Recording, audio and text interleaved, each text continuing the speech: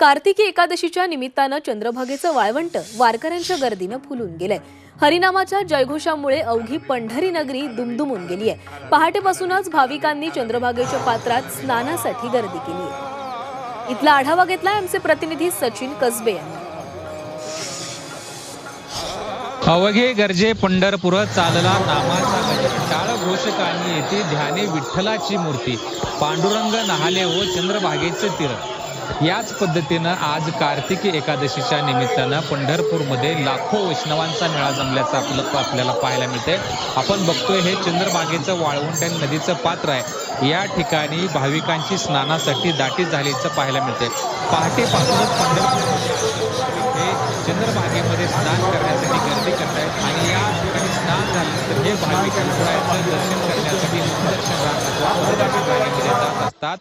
आज काही वेळापूर्वीच विठुरायाची शासकीय महापूजा ही संपन्न झालेली आहे आणि पंढरपूरमध्ये जवळपास 5 लाख भाविक दाखल झाल्याचा अंदाज प्रशासनानं व्यक्त केलेला आहे।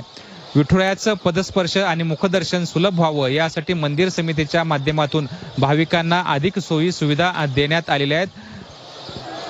या कार्तिकी यात्रेच्या सोहळ्याला आता सुरुवात झालेली आहे आणि ह्या सोहळ्यामध्ये सहभागी होण्यासाठी राज्यभरातून भाविक या ठिकाणी सहभागी झाल्याचं आपण पाहतोय। कॅमेरा पर्सन राजू मिसळासह सचिन कसबे, झी 24 तास, पंढरपूर।